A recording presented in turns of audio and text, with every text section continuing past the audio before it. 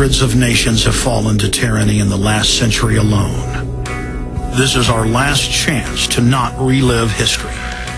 As we're finishing off this agenda, they'll be pulling the rug from underneath Americans at home. They have tremendous influence on our president and Congress, and they really are calling the shots. Now is the time for all good men and women to come to the aid of their country. I think it's incumbent upon all of us as American citizens to pay attention. One of the greatest events in history is taking place before our very eyes. Don't sit down. I have a question for this young man. He has the right to be represented. It's up to every man, woman, and child in the United States to decide whether we're going to be fooled by the slick propaganda of the social engineers or whether we're going to restore the republic. We have seen this erosion to the point where today it seems like nobody does care. And right now in Washington, D.C., we have seen a fall of the republic.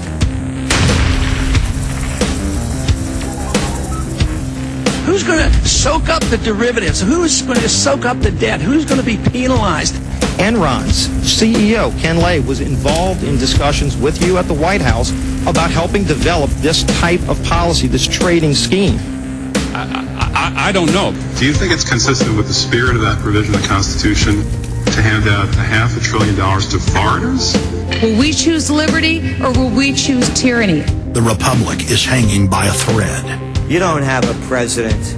You have an actor. Tim Geithner, Bernanke, they're arsonists. They're asking for more matches. And the Congress is saying, who do we make the check out to? Who do we send these matches to? The last vestiges of our free system of government are being swept away. Fall of the Republic. Volume 1, The Presidency of Barack Obama. Available on DVD at Infowars.com and online at PrisonPlanet.tv. The destiny of humanity is in our hands.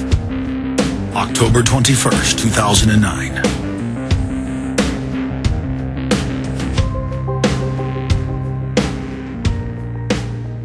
Okay, and that's going up at falltherepublic.com right now and at prisonplanet.tv.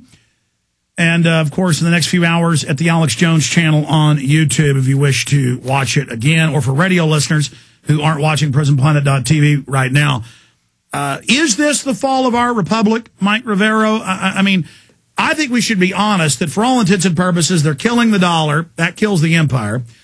The country's already broke back over funding the empire because it's not our empire. It's a private banking empire. They're done with us now. They've kind of maxed out our credit card. And then if we don't come to grips with the fact that if we don't have the Bill of Rights and Constitution, we're just more real estate, more conquered dirt. And that by admitting we've seen the fall of our republic, then we can set about getting our country back. Or do you disagree with that statement? I would say we're at the point right now where we need to start seriously thinking about what we're going to build in the wake of the United States of America, because I don't see this country being able to last much longer. I think much like the USSR, the U.S. government is going to collapse. Now, into that vacuum, a lot of opportunists are going to come in trying to sell us a one-world government or some other ready-made, plug-in, ready-to-rock-and-roll government, and I think we need to be aware of that with buckets of tar and yeah, that's already happening. Feathers. You're absolutely right. It's already happening.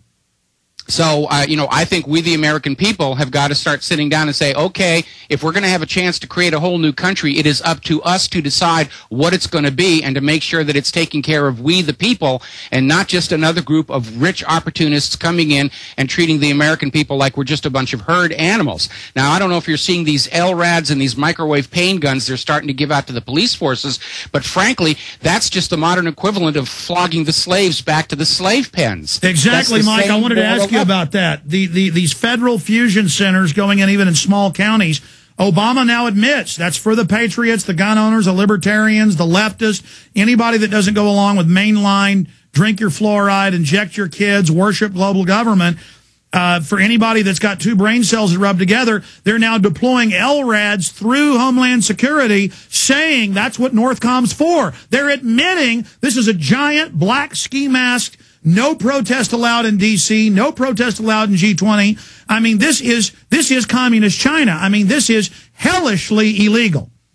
They're declaring war on the American people. We are now at war with our own government. The government has started the war, and I want to be very careful about this because I don't support and encourage violence, because the first side that starts shooting will be seen as the bad guys in the court of world opinion. And that's why they're losing, because they're beating old women, they're having police dogs attack them, they're being caught provocateuring to make it look like we're throwing stuff first. You're absolutely right. Mike, do you agree with me? They're losing the PR battle big time, but they're so arrogant, their hubris is carrying them through? That's exactly right. What we're dealing with here is Rivero's law of mid-management.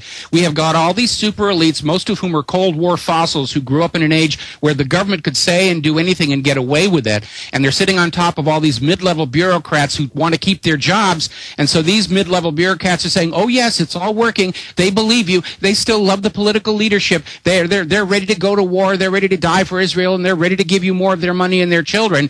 And so our top leadership is very much out of touch with what's going on in Main Street America, and in that lies the eventual collapse of the U.S. government. They don't know what's really going on out here. They're being kept blind deliberately by their own staffers and aides who don't want to lose their jobs for having messed it up this bad. Well, that always happens. With Hitler, up until the day before he blew his head off in the bunker, if you believe that official story, the point is they really thought they were going to win the war up until 24 hours before. They were delusional. And I see this more and more. I mean, the worm is turned. I know we're going to win. It's just going to be hellish and bloody and painful, and I would rather not go that route. But power corrupts, and the establishment just thinks they're invincible. And you're right that history shows that they're just repeating the same thing. So how do you see this shaking out, Mike?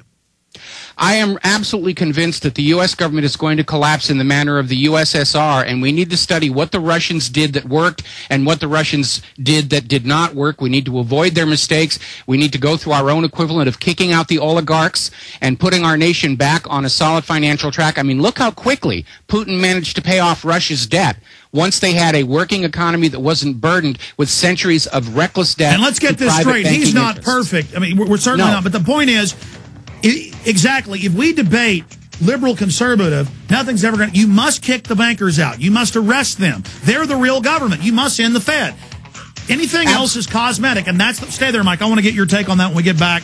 2 more segments with Mike Rivero, jamming a few of your phone calls. We got the Camp FEMA folks coming out with big developments on that front. Stay with us.